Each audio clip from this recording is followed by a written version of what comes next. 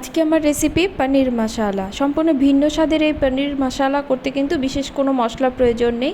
ঘরে থাকা উপকরণ দিয়ে খুব কম সময়ে আপনারা এই সুস্বাদু পনিরটি বানিয়ে নিতে পারেন। নমস্কার বন্ধুরা, টেস্টি ডিশেস বাই রুমা চ্যানেলে আপনাদের সকলকে স্বাগত জানাই। প্রথমে আমি পনিরটি ম্যারিনেট করে নেব। আমি 100 গ্রাম পনির কিউব আকারে কেটে নিয়েছি। এবার এর মধ্যে দিয়ে দিলাম লঙ্কার গুঁড়ো, স্বাদ অনুসারে নুন, 2 চামচের মতো দই এবং হাফ চামচের মতো কসুরি মেথি ক্রাশ করে দিয়েছি। সব উপকরণ ভালো করে মেখে রেখে দেব। এবার একটু মশলা করে নেব। এর জন্য মিক্সি জারে দিয়ে দিলাম 2টি কাঁচা লঙ্কা, 5-6টি কাজু এবং কিশমিশ, 1 চামচ পোস্ত, 1 চামচ চারমগজ এবং একটি বড় মাপের টমেটো দিয়ে স্মুথ পেস্ট করে নেব। অপর একটি বাটিতে 2 থেকে 3 চামচ টক দই, লঙ্কার গুঁড়ো, হলুদ এবং চিনি, এছাড়াও 1 চামচের মতো জিরে দিয়ে ভালো করে মিশিয়ে রেখে দেব। এবার প্যানে আমি সাদা তেল দিলাম। তেল গরম হলে ম্যারিনেট করে রাখা পনিরগুলো দিয়ে দেব।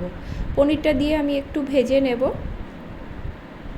পনিরটা ভাজতে কিন্তু গ্যাসের ফ্লেমটা মিডিয়াম থেকে লোতেই রাখতে হবে। আমার পনিরটা ভাজা হয়ে গেছে, আমি তুলে নিলাম। এবার ওই প্যানে আমি গোটা গরম মশলা এবং তেজপাতা ফোড়ন দেব। ফোড়ন থেকে সুন্দর গন্ধ বেরোলে মিক্সির মশলাটা দিয়ে দেব। দিয়ে কিন্তু ভালো করে কষাতে হবে। টমেটোর কাঁচা গন্ধটা চলে যাওয়া পর্যন্ত কিন্তু আমি মশলাটা কষিয়ে নেব। 3 থেকে 4 মিনিট কষালে কিন্তু মশলাটা আমার কষানো হয়ে যাবে।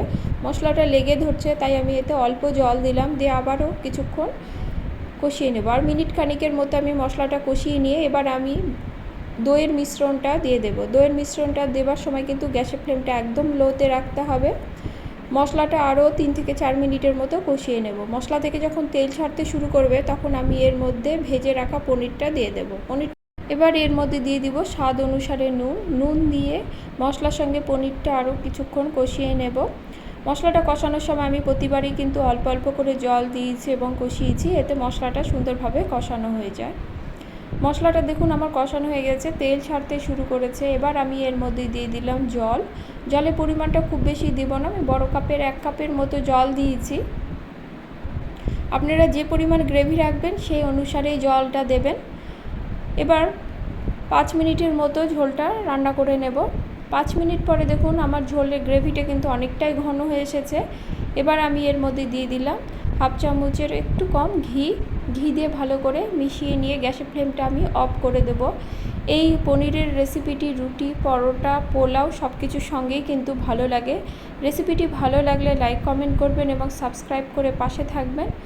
নিরামিষ দিনে রেসিপিটি বাড়িতে তৈরি করার অনুরোধ রইল এবং কেমন হয়েছে আমাকে কমেন্টে অবশ্যই জানাবেন। দেখা হবে পরের কোনো রেসিপি নিয়ে। সকলে খুব ভালো থাকবেন। ধন্যবাদ সকলকে।